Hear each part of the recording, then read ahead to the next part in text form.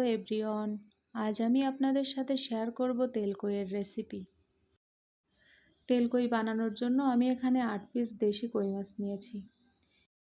এরপর 1 চা চামচ হলুদ গুঁড়া, 1 চা চামচ লবণ দিয়ে মাছগুলোকে হাত দিয়ে ভালোভাবে মেখে নেব, যেন মাছের ভিতর লবণ এবং হলুদ ভালোভাবে ঢুকে যায়। তারপর 10 মিনিটের মতো রেস্টে রেখে দেব। এ পর্যায়ে আমি একটি মশলা রেডি করে নেব। আমি এখানে সম্পূর্ণ বাটা মশলা ব্যবহার করব। মশলার জন্য একটি বড় সাইজের রসুন, কয়েকটা শুকনো মরিচ, অল্প পরিমাণে আদা এবং 3 চা চামচের মতো জিরা দিয়ে ভালোভাবে ব্লেন্ড করে নেব। এরপর একটি প্যানে পরিমাণ মতো সয়াবিন তেল নিয়ে নেব। তেলটা গরম হয়ে গেলে মাছগুলো দিয়ে ভালোভাবে ভেজে নেব।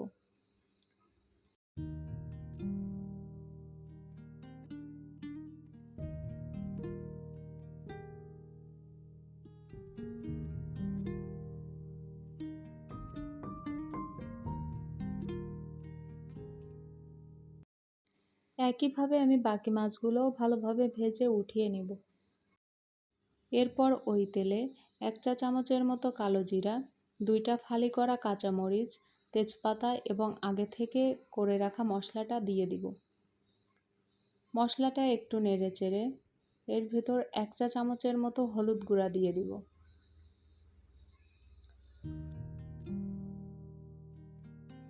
মশলাগুলো মিডিয়াম টু লো আঁচে একটু সময় নিয়ে ভালোভাবে কষাতে হবে। মশলাগুলো ভালোভাবে কষানো হয়ে গেলে এখানে 1 কাপের মতো পানি দিয়ে দিব।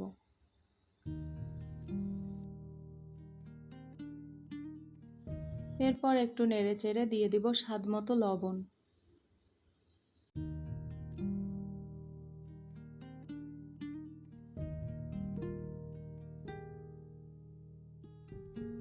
পানিটা ভালোভাবে ফুটে গেলে আগে থেকে ভেজে রাখা মাছগুলো দিয়ে 10 মিনিটের মতো রান্না করব।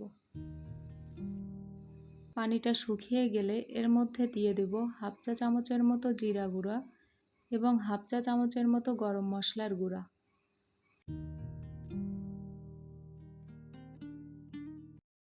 এরপর একটু নেড়েচেড়ে আর 2 মিনিটের মতো রান্না করে চুলা থেকে নামিয়ে নেব। এটা দেখতে যতটা না সুন্দর, খেতে তার চেয়ে বেশি সুস্বাদু। রেসিপিটা পছন্দ হলে বাসায় অবশ্যই একবার ট্রাই করবেন। ধন্যবাদ।